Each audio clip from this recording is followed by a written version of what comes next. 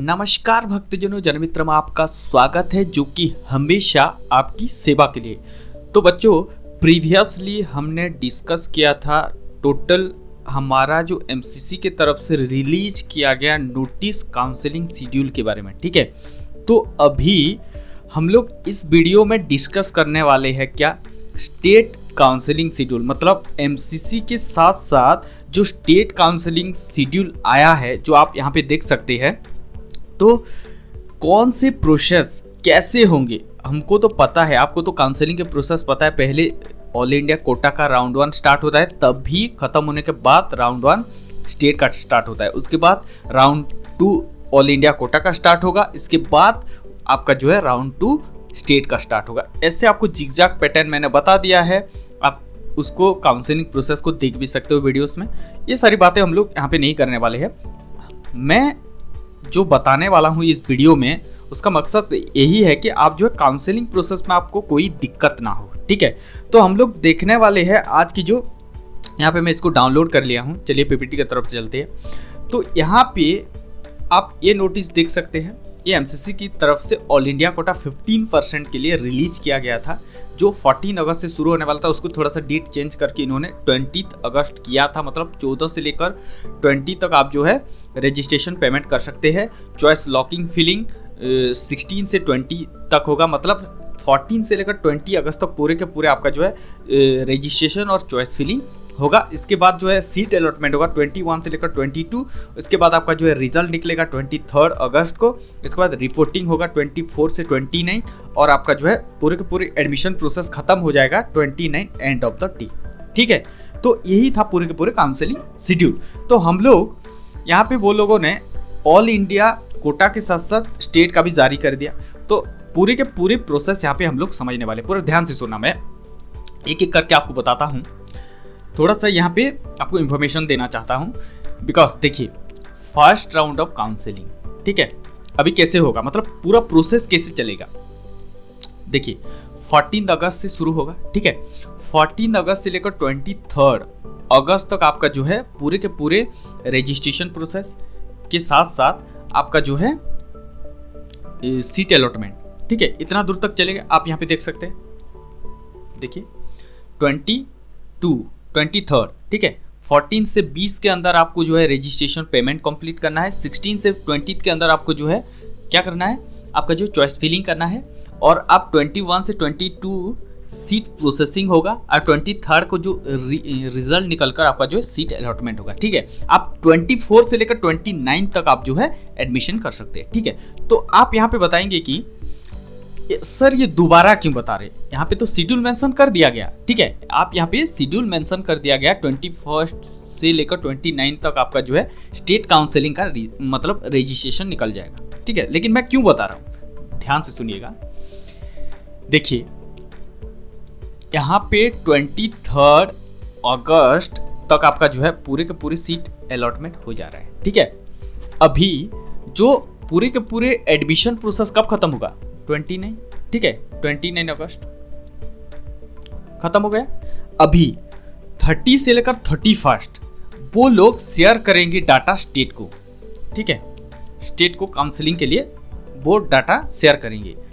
उसके बाद 21 से लेकर 29 अगस्त तक आपका जो है यहाँ पे मेंशन कर दिया है कि 21 से लेकर 29 तक आपका जो है रजिस्ट्रेशन प्रोसेस चालू हो जाएगा। ठीक है, लेकिन ऐसा हो सकता है, रजिस्ट्रेशन प्रोसेस शुरू हो सकता है, लेकिन यहाँ पे और एक बात है।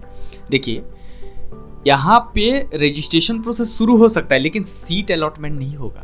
सीट अलॉटमेंट कब होगा, 30 के बाद। ठीक है, मतलब 29 के बाद होगा। तो यहाँ पे जो रजिस्ट्रेशन प्रोसेस यहाँ पे कुछ नहीं मेंशन किया है। स्टेट काउंसलिंग में इतना से इतना तक होगा बोल के लोगों ने दे दिया है, लेकिन कुछ मेंशन है क्या कि इतना से इतना तक आपका जो है रजिस्ट्रेशन करना है, चॉइस फिलिंग करना है, उसके बाद सीट अलॉटमेंट होगा, कुछ नहीं। तो मैं पूरे प्रोसेस बता दे रहा हूँ कि आपको जो है 21 से लेकर 29 अगस्त हो सकता है कि आपका जो है रजिस्ट्रेशन प्रोसेस चालू हो जाए, और कुछ ऐसे स्टेट्स भी है जो पहले से ही शुरू कर देंगे। ठीक है, इस रोल को काफ़ी हद तक ज़्यादा स्टेट्स नहीं मानते। तो यहाँ पे जो टेंटेटिव डेट्स है 21 से लेकर 29 अगस्त तक आपका जो है रजिस्ट्रेशन प्रोसेस चालू होगा, लेकिन आपका जो है राउंड 1 की सीट अलॉटमेंट होगा 30 या 31st, ठीक है। यहाँ पे वो लोग जारी नहीं कर सकते, क्यों?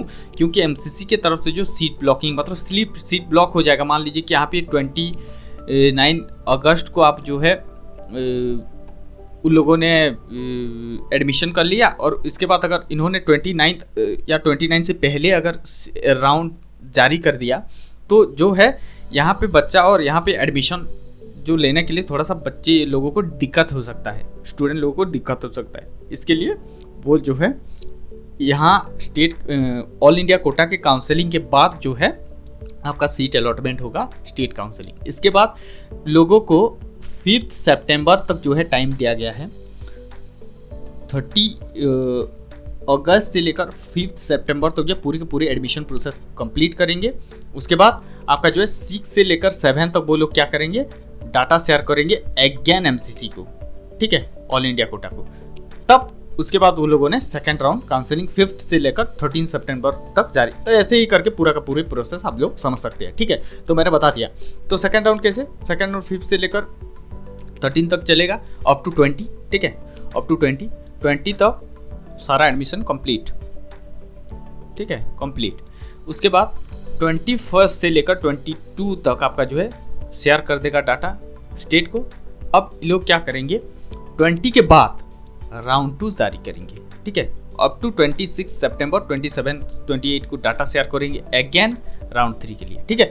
तो ऐसे ही चलता है, ऐसे ही चलता है जो पूरे के पूरे प्रोसेस चलने वाला है। यहाँ से शुरू होगा, यहाँ से खत्म होगा, फिर यहाँ से ये लोग शेयर करेंगे, फिर राउंड 2 चलेगा, फिर यहाँ से राउंड 2 चलेगा, फिर राउंड 3 चलेगा, फिर राउंड 3 चलेगा। ऐसे ही करके पूरे के पूरे जो है शेड्यूल आप देख सकते हैं, ठीक। तो ये हो गया अपना शेड्यूल। अब हम बात करते हैं कि यहाँ पे बहुत आपके मन में क्वेश्चन चल रहा होगा कि डॉक्यूमेंट सर क्या क्या लगेगा, ठीक है। तो 2023 का एक स्क्रीनशॉट मैं आपको शेयर कर देता हूँ। तो आपको यहाँ पे जो है 10th का मार्कशीट लगेंगे, 12th का मार्कशीट लगेंगे, 12th का सर्टिफिकेट लगेगा, ठीक है। इसके बाद आपका जो है नीट 2024 का रैंक कार्ड लगेगा, एडमिट कार्ड लगेगा। अगर नहीं है आपके पास तो कैसे डाउनलोड करेंगे, मैंने पूरी प्रोसेस वीडियो में बताया हुआ है, आप जाके वहाँ से देख सकते हैं। इसके बाद डेट ऑफ बर्थ सर्टिफिकेट या 10th सर्टिफिकेट भी आप डाल सकते हैं। Category OBC, SC, ST, EWS, जो भी आपका कैटेगरी है आप कैटेगरी सर्टिफिकेट यहाँ पे डाल सकते हैं, जिस कैटेगरी से आप बिलोंग करते हैं। तो इतने सारे आपको जो है डॉक्यूमेंट लगने वाले हैं। उसके बाद हम लोग चलते हैं कुछ क्वेश्चन की तरफ। तो बहुत लोगों के मन में यही चल रहा होगा। तो यहाँ पे पहला क्वेश्चन जो आता है, if I don't gate college in all India Kota second round can I go for mop up round register again, ठीक है। तो अगर आपको राउंड 2 में सीट नहीं मिलता है तो क्या आप मोपअप राउंड के लिए अगेन रजिस्टर करना पड़ेगा? No no, it's a clear no. मतलब आप राउंड 2 में सीट नहीं मिला है तो आप ऑलरेडी मोपअप राउंड के लिए चले जाएंगे, आपको अगेन रजिस्टर करना नहीं पड़ेगा। जिन बच्चों ने राउंड 1 राउंड 2 में नहीं किया होगा वो डायरेक्ट मतलब कर सकते हैं मोपअप राउंड में, ठीक है। ये है पूरे के पूरे प्रोसेस। अब will there be any upgrade option in all India quota 2? हाँ होगा, ठीक है। आप राउंड 1 से राउंड 2 तक अपग्रेड कर सकते हैं, राउंड 2 से राउंड 3 तक भी अपग्रेड कर सकते हैं। यहाँ पे विलिंगनेस फॉर्म होता है, आप कॉलेज में जाइएगा, आप वहाँ पे फिलअप कीजिएगा और अपग्रेड कर दीजिएगा। तो आपका क्या होगा, जो कॉलेज मिला होगा उसके बाद अगर राउंड 3 में आप अगेन चॉइस फिलिंग करके पार्टिसिपेट करेंगे तो आप जो है अगर कॉलेज मिलता है तो आप वहाँ से जो है टीसी देकर दूसरे कॉलेज ज्वाइन कर सकते हैं। तो ऐसे ही चलता है, राउंड 1 से राउंड 2, राउंड 2 से राउंड 3 भी आप अपग्रेड कर सकते हैं। इसके बाद is it compulsory to register for both state and all India quota? ठीक है, आप अगर स्टेट में जाना चाहते हो तो स्टेट में जाइए, ऑल इंडिया कोटा में जाना चाहते हो तो ऑल इंडिया में जाइए, लेकिन थोड़ा सा आपको एनालिसिस करना पड़ेगा कि ऑल इंडिया कोटा और स्टेट के जो कॉलेजेस है किसमें ज़्यादा बेनिफिट आपको होने वाला है, ठीक है। उसको थोड़ा सा आप एनालिसिस करेंगे, उसके बाद आप दोनों में रजिस्टर कीजिए, कोई दिक्कत की बात नहीं। उसके बाद अगर हम चलते हैं, if I take admission in college from state quota second round will I able to participate in all India quota mop up round और नॉट? अगर मान लीजिए कि आप स्टेट कोटा सेकंड राउंड में पार्टिसिपेट कर लिए, स्टेट कोटा सेकंड राउंड में एडमिशन ले लिए और आपको जो है mop up round all India quota में पार्टिसिपेट करना है? तो यस और नो, हाँ कर सकते हैं, लेकिन कोई स्टेट होते हैं कि आपको अगर कोई दिक्कत की बात नहीं है, आपका डॉक्यूमेंट वहाँ पे जमा रहेगा, आपका डॉक्यूमेंट अगर मिल जाता है तो आप जो है वहाँ पे ज्वाइन फर्दर कर सकते हैं। लेकिन आपका अगर डॉक्यूमेंट, कोई स्टेट ऐसे भी कॉलेजेस होते हैं 95% अच्छे होते हैं, 5% ऐसे होते हैं कि हम लोग डॉक्यूमेंट नहीं देंगे, तो आप उस केसेस में थोड़ा सा यहाँ पे आप पार्टिसिपेट नहीं कर सकते। अगर कॉलेज मिल भी जाएगा तो आप जो है एडमिशन नहीं कर पाएंगे, ठीक, इसके लिए आप थोड़ा सा देख लेना। और 95% कॉलेजेस में आपको जो है मिल जाएंगे डॉक्यूमेंट, आप आराम से कर सकते हैं। उसके बाद if I take admission in all India quota 2 second round और am I eligible for the next round, हाँ आप जा सकते हैं वहाँ पे। जैसे मैंने बताया कि आप राउंड 1 से राउंड 2, राउंड 2 से आप जो है अगेन मॉपअप की तरफ जा सकते हैं। अपग्रेडेशन आपको करना पड़ेगा जिस कॉलेज में आप एडमिशन लेते हैं। इसके बाद दूसरे कुछ क्वेश्चन को देखते हैं। मैं participate in second round without नहीं, आपको चॉइस फिलिंग लॉकिंग करना पड़ेगा अगेन, ठीक है, फ्रेश चॉइस फिलिंग लॉकिंग करना पड़ेगा। If I take admission in college second round of state quota then can I take part in, हाँ कर सकते हैं, लेकिन वो जो कंडीशन बताया कि आपको डॉक्यूमेंट देंगे या नहीं, ठीक है, वो सारी चीज़ों के बारे में आपको देखना पड़ेगा।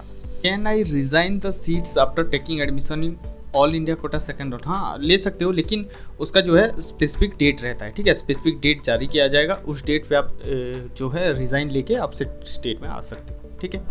इसके बाद if I don't report at the allotted college during all India quota round 2 whether I have to register again for mop up round, मतलब आप अगर छोड़ दिए सेकंड राउंड में सीट, तो आप जो है मोपअप राउंड के लिए रजिस्ट्रेशन करके लॉगिन जो करेंगे, उसके लिए आपको जो है क्या करना पड़ेगा, जो आपके फ़ी सिक्योरिटी अमाउंट डिपॉजिट करना पड़ेगा, बिकॉज जो आप कॉलेज छोड़े उसका आपको फ़ी वो रख लेंगे, आपको नहीं मिलेगा दोबारा, ठीक है, तो इसका थोड़ा सा ध्यान देना। If I don't get any college during all India quota round whether I have to, नहीं, आप ओनली चॉइस फिलिंग लॉकिंग कीजिए, ठीक है। ये सारे थे कुछ क्वेश्चंस जो आई होप कि आपको जो है समझ में आ गया होगा। उसके बाद कुछ सजेशन है, ठीक है, जैसे कि verify your document before the date closing, मतलब आपको जिस डेट दिया होगा, मान लीजिए कि आपको 1 से 5 के अंदर दिया गया है कि आपको एडमिशन करना है, डॉक्यूमेंट वेरिफिकेशन करना है, ठीक है,